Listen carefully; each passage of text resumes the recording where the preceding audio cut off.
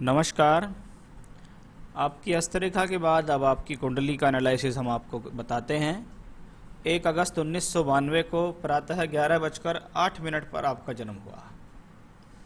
आपकी कुंडली तुला लगन की कुंडली है और आपका चंद्रमा सिंह राशि के अंदर विराजमान है, यानी आपके लगन के स्वामी शुक्र देव हैं और आपकी राशि के स्वामी चंद्रमा हैं, सूर्य देव हैं। आपका जन्म पूर्व फागुनी नक्षत्र में हुआ, जिसके कारण जन्म के समय पर आपको शुक्र की महादशा मिली, यानी जन्म के समय पर लग्नेश की महादशा मिलना और लगन वर्गोत्तम होना। आप देखिएगा सभी जगह तुला का उदय है, यहाँ भी देखिए, यहाँ भी देखिए। जब लगन वर्गोत्तम हो और वर्ग कुंडलियों में अच्छा होता है तो एक बात अवश्य तय होती है कि व्यक्ति जहाँ जिस परिवेश में पैदा होता है वहाँ उसको सभी प्रकार की संपन्नताएं मिल रही हैं। ये कॉम्बिनेशन संपन्नता के हिसाब से अच्छा है कि हाँ, मैं एक अच्छे घर परिवार में पैदा हुआ हूँ, मुझे यहाँ सुख सुविधाएं मिल रही हैं, परिवार से सहयोग मिलता है, परिवार भी कहीं ना कहीं एक प्रतिष्ठित परिवार होता है। तुला लगन अपने आप में एक बैलेंसिंग लगन है, लेकिन जब लगन की डिग्री 2 डिग्री के आसपास हो तो व्यक्ति जीवन में सभी प्रकार के भौतिक सुख को प्राप्त करने की इच्छाएं रखता है। व्यक्ति जीवन में चाहता है कि मेरी लग्जीरियस लाइफ हो, उसके लिए मुझे कुछ भी करना पड़े। तुला लगन का जो मालिक है शुक्र, वो 10वें घर में बैठा हुआ है। 10वें घर में लग्नेश का दशम में जाना व्यक्ति को वर्कोहॉलिक बनाता है। हाँ, मैं कर्म करूँगा, कर्म करके जीवन में लाभ लूँगा। एक बात तो ये हुई। दूसरी बात यह है, ये चर राशि में केंद्र में बैठा है तो अच्छे स्वास्थ्य और अच्छी आयु का भी इंडिकेशन इस ग्रह ने दिया है। आप बैलेंसिंग हैं, आप सभी परिस्थितियों में बैलेंस हो जाते हैं। ऐसा नहीं है कि मुझे हर समय सुविधा ही चाहिए, नहीं, मैं सभी परिस्थितियों के अंदर रह सकता हूँ, ऐसा आपका शुक्र बताता है। आपका शुक्र नवांश कुंडली में थोड़ा पीड़ा में गया है। 6ठे घर में जब वो मंगल के साथ हो जाता है तो व्यक्ति को अपने जीवन में अपने चरित्र का बहुत ज़्यादा ध्यान रखना चाहिए। वो लग्जीरियस लाइफ की तरफ तो आकर्षित होता ही है, सुख साधन की तरफ तो आकर्षित होता ही है, अपोजिट सेक्स की तरफ भी वो आकर्षित होता चला जाता है। तो उस चीज़ से आपको यहाँ बचना होगा। ऐसे लोगों के चोरी छुपे जीवन में एक्स्ट्रा मैरिटल अफेयर भी हो जाते हैं, वो आपकी हॉरोस्कोप से दिख रहा है। साथ ही साथ मैं आपको वहाँ एक चीज़ और बता देता हूँ कि जब लग्नेश नवांश में उच्च का हो तो जीवन में सुख सुविधाएं मिलती रहती हैं, उनका अभाव नहीं होता है।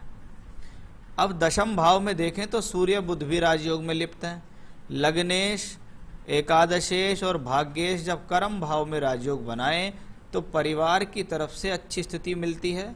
कभी कभी परिवार के अंदर ऐसा कार्य भी होता है जिसको करके आप जीवन में आगे बढ़ते हैं, या ये कह सकते हैं कोई पैतृक व्यापार चल रहा है, घर परिवार के लोग उसे कर रहे हैं, आपने उसे चल के आगे बढ़ा दिया। ऐसा भी इस कॉम्बिनेशन से दिखाई देता है।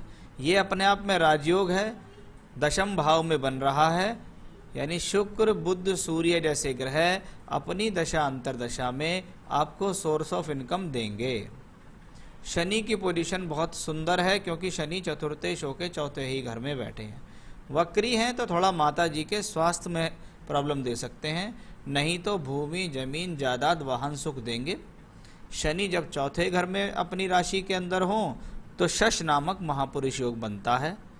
इसका मतलब है शनि से संबंधित कारकत्व में वृद्धि, व्यक्ति का रुझान जनता के कार्यों में, लोक सेवा में, परोपकार में, राजनीति में, जनता से जुड़कर लाभ लेने में होता है। या कभी कभी ऐसे लोग ऐसा कार्य करते हैं जो लोगों के बीच में जाकर लाभ दे, तो वैसे कॉम्बिनेशन भी यहाँ दिखाई दे रहे हैं। सूर्य शनि का संबंध कर्म भाव से आता है। कहीं ना कहीं सरकारी टेंडर, सरकारी कार्यकाज से मिलकर भी आप लाभ कमा सकते हैं, तो वो योग भी यहाँ अच्छी तरीके से दिख रहा है। मंगल इस कुंडली में थोड़ा प्रॉब्लमेटिक प्लैनेट है। क्यों? दूसरे घर का और सप्तम का मालिक होके मंगल अष्टम भाव में शुक्र की राशि में बैठा है। धन भाव को वापस देख रहा है, धन के लिए अच्छा है। कुटुंब के लिए अच्छा है, पैसे के लिए अच्छा है, लेकिन मैरिड लाइफ वाइज अच्छा नहीं है। विवाह में देरी कराने के साथ साथ पत्नी के साथ संबंध भी खराब करा सकता है। वो संबंध कैसे खराब होंगे कि यहाँ मंगल शुक्र की राशि में और यहाँ मंगल शुक्र के साथ है कि शादी के बाद भी आपके जीवन में ऐसी घटनाएं चल सकती हैं जिसको कहते हैं चरित्र से संबंधित समस्या या एक्स्ट्रा मैरिटल अफेयर या शादी के बाद भी अफेयर रहना। वो चीज़ आपको भाई साहब बहुत ज़्यादा रखनी है ध्यान, क्योंकि यहाँ मंगल अष्टम में है और यहाँ का मंगल छठे में है, यानी थोड़ी सी भी समस्या बड़े डिस्प्यूट्स की तरफ खींच के ले जाएगी आपको। आपकी कुंडली से ये साफ दिखाई देता है, इसलिए थोड़ा कुंडली मिलान करके आप विवाह कीजिएगा। गुण मिलान नहीं करना है, कुंडली मिलान करना है। तो वो स्थिति दिखाई दी गुरु चंद्रमा का योग। इसको मैं गजकेसरी योग नहीं कहूँगा, मैं आपको बता देता हूँ। बृहस्पति और चंद्रमा जब एक साथ होते हैं तो गजकेसरी योग ना होकर ये गुरु चंद्र का योग होता है। गुरु चंद्र का योग व्यक्ति को दानी, धार्मिक, सत्यवादी बनाता है। ईश्वर के प्रति उसकी आस्था होती है, समाज कल्याण के बारे में भी व्यक्ति सोचता है। चंद्रमा यहाँ दशमेश है, लेकिन तृतीयेश और षष्ठेश बृहस्पति के साथ है, यानी कर्म करने के लिए टूर ट्रैवलिंग्स करनी पड़ सकती हैं, यात्राएं करनी पड़ सकती हैं, दूर स्थान से जुड़ना पड़ सकता है, या अपने जन्म स्थान से निकलकर अन्य स्थान पर जाकर कार्य करने से आपको लाभ मिल जाएगा। ऐसा आपके कुंडली में स्थित ग्रहों ने बताया। राहु केतु ने भी यही स्थिति को बताया है कि वो भी तीसरे और नवम भाव से संबंध बना रहे हैं कि राहु बृहस्पति की राशि में है, स्थान परिवर्तन करके लाभ देने वाला ग्रह है, और केतु 9th हाउस में है, बुध की राशि में, बुध कर्म भाव में, यानी प्लैनेटरी पोजीशन राहु केतु की खराब नहीं है, अच्छी है। ये Rahu Ketu married life wise अच्छे नहीं है, क्योंकि राहु नवांश में अष्टम में है और सूर्य केतु के साथ है, पत्नी के साथ आर्गुमेंट्स करा सकता है। चलिए थोड़ा सा चार्ट मैं अब आपका दशमांश भी देखूंगा और उसको दशा के साथ जोड़ूंगा कि भाई साहब नवंबर 2018 से पहले आपको चंद्रमा की महादशा चली।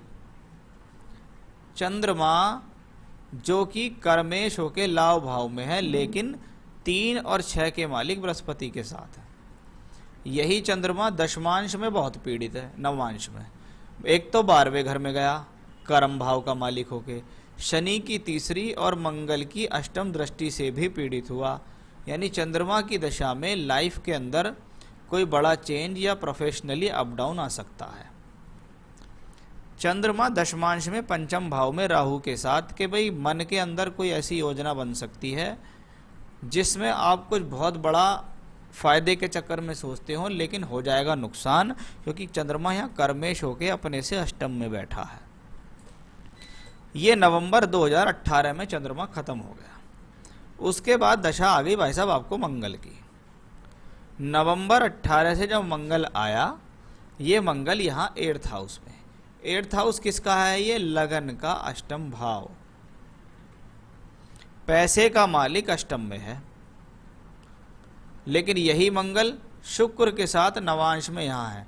अत्यधिक लाभ, अत्यधिक लालच या लग्जरीज को ध्यान में रखते हुए आपने स्टेप उठाया और आपने किया व्यापार, वो भी कर्ज लेकर। आप दशमांश में देखेगा कि आपका मंगल नीच के शनि के साथ बैठा हुआ है, तो भूमिका चंद्रमा से बनी और फिर आ गया आपको मंगल, और आपने व्यवसाय में पैसा लगाया और आपको हुआ बहुत बड़ा लॉस। तो एक तो ये स्थितियां आपके हॉरोस्कोप में नेगेटिव हैं। दूसरा, चंद्रमा यहाँ दशमेश हैं, शुक्र यहाँ लग्नेश हैं। कर्मांश कुंडली में देखें तो ये किसी प्रकार का कोई बड़ा बिजनेस का योग इस कुंडली में नहीं बनता। ऐसे लोगों को जीवन में बिजनेस वही करना चाहिए जो इनके परिवार में होता हो। अगर घर परिवार में कोई बिजनेस हो रहा है तो उसको ज्वाइन करो, नहीं तो नौकरी के क्षेत्र में ज़्यादा ध्यान दो। एक बात तो मैंने आपको यहाँ ये बताई है। सवाल है आपके करियर, गवर्नमेंट और बिजनेस, तो भाई साहब सरकारी नौकरी से संबंधित तो बहुत सुंदर योग इस कुंडली में है। अगर आप वर्तमान मंगल की महादशा में भी तैयारी करते हैं तो मंगल की दशा आपको 2025 तक जा रही है। आप एकजुट होकर लग जाओ, आप सरकारी नौकरी ले लोगे। नहीं तो भाई साहब प्राइवेट सेक्टर में काम करो या अन्य कोई नौकरी करो, लेकिन बिजनेस में हाथ मत डालना, नहीं तो नुकसान हो जाएगा। परिवार में बिजनेस होता है तो कभी भी ज्वाइन कर लेना। मैरिज पार्टनर वर्किंग होगा या हाउसवाइफ होगा। चलिए, जब शुक्र के साथ मंगल यहाँ नवांश में एक तरीके का राजयोग बनाए और शनि भी चौथे घर को देखे तो दिखाई देता है कि जो लाइफ पार्टनर होगा वो वर्किंग होगा। हाउसवाइफ नहीं दिखाई देती है, लेकिन उसके साथ संबंध साध कर चलने होंगे, नहीं तो समस्या आ जाएगी बहुत ज़्यादा। अभी मंगल की ही महादशा चल रही है और मंगल ही यहाँ है, और मंगल में भी आपको अप्रैल 20 से मार्च 21 तक तो बृहस्पति और अब आ गया शनि। हाँ, मैं कह सकता हूँ कि भाई ये जो पिछली दशाएं जो आपको 2020 से लेके लगी हैं और अभी 2022 तक लगातार विवाह के संकेत दिखते हैं। अगर विवाह ना हुआ हो तो 2022 तक विवाह हो ही जाएगा, लेकिन कुंडली मिलान पर आपको ध्यान देना होगा। फाइनेंस एंड प्रॉपर्टीज, मैं समझता हूँ घर परिवार से आपको अच्छा सहयोग है। ऐसे लोगों को निश्चिततः पैतृक संपत्ति मिलती ही मिलती है। और अब अपने बल पर बात करें, हाँ ये व्यक्ति स्वयं इतना सक्षम है जीवन में अपने बल पर प्रॉपर्टी और फाइनेंस को खड़ा करेगा, क्योंकि मंगल से अगली दशा जब चंद्रमा राहु की आएगी तो वो भी आपके लिए धनदायक होगी। लेकिन राहु में एक प्रॉमिस दिखाई देता है कि रे राहु आपको जन्म स्थान से दूर भेजेगा। कोई बड़ा परिवर्तन आपके जीवन में आएगा राहु की महादशा में 2025 के बाद, जिसको कहते हैं एक बड़ा स्थान परिवर्तन के कार्य करना। तो फाइनेंस एंड प्रॉपर्टी ठीक है। डेब्ट्स इन करोड़, मंगल की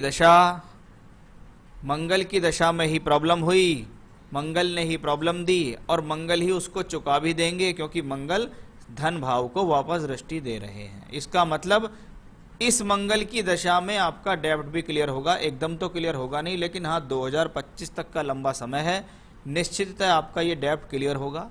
संभवतः ऐसी स्थिति में आपके परिवार वाले भी आपको सहयोग करते हैं, लेकिन डेब्ट आपका अवश्य क्लियर हो जाएगा।